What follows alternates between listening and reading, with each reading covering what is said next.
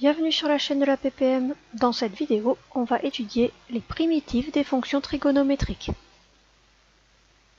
Je vous rappelle tout d'abord qu'une fonction trigonométrique, c'est une fonction de la forme f de t égale a cosinus oméga t plus phi ou a sinus oméga t plus phi avec a, oméga et phi qui sont réels et oméga qui est non nul. Je cherche une primitive de petit f de t qui est a cosinus oméga t plus phi. Pour cela, je sais qu'il faut que je trouve une fonction, grand F, dont la dérivée est grand A cosinus oméga t plus phi. Donc je vais chercher dans le tableau des dérivées pour trouver une fonction dont la dérivée ressemble à a cosinus oméga t plus phi. Il y en a une qui est précisée dans le tableau, c'est a sinus oméga t plus phi, car sa dérivée c'est oméga fois a cosinus oméga t plus phi. Donc ça, on avait vu dans le cours comment avoir les dérivées des fonctions trigonométriques. Si vous le souhaitez, vous pouvez aller voir la vidéo qui parle de la dérivée des fonctions composées.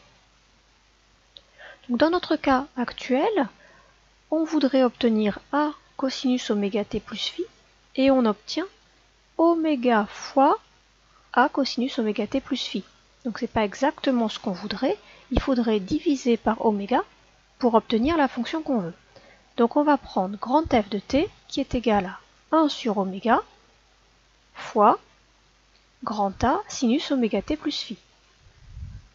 Lorsque je vais dériver cette fonction, j'obtiens 1 sur oméga fois la dérivée de A sinus oméga t plus phi.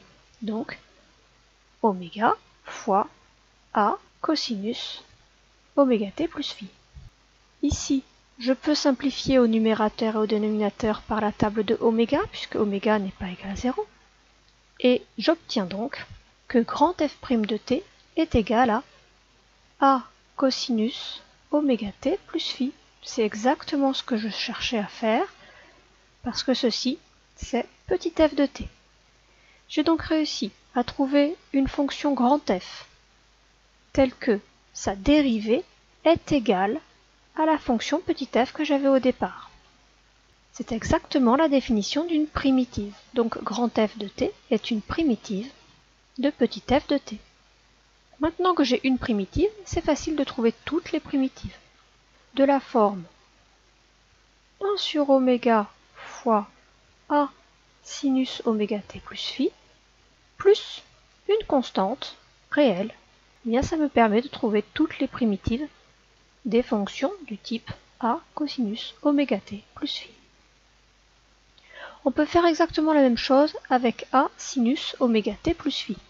De même, quand je vais aller chercher dans le tableau des dérivées, il y a la fonction a cosinus oméga t plus phi, dont la dérivée est oméga fois a fois moins sinus oméga t plus phi. Donc, un peu comme tout à l'heure, j'ai moins oméga fois la fonction que j'aimerais obtenir. Donc, pour bien choisir ma primitive, je vais diviser par moins oméga. Je choisis donc grand f de t qui est égal à moins 1 sur oméga fois la fonction que j'avais prévue au départ, a cosinus oméga t plus phi. Et je regarde ce qui se passe quand je la dérive. Grand f' de t est égal à moins 1 sur oméga fois la dérivée de a cosinus oméga t plus phi, c'est-à-dire moins oméga fois a sinus oméga t plus phi. Exactement comme tout à l'heure, je peux simplifier au numérateur et au dénominateur par moins oméga, puisqu'il est non nul, et j'obtiens donc que grand f' de t est égal à a sinus oméga t plus phi, c'est-à-dire exactement petit f de t. J'ai bien réussi à trouver une fonction grand F dont la dérivée est égale à la fonction petit f de départ. Par définition, grand F de t est donc une primitive de petit f de t. Attention, c'est une primitive. Donc les primitives de petit f de t qui est a sinus oméga t plus phi, ce sont donc toutes les fonctions de la forme moins 1 sur oméga fois a cosinus oméga t plus phi plus n'importe quelle constante réelle.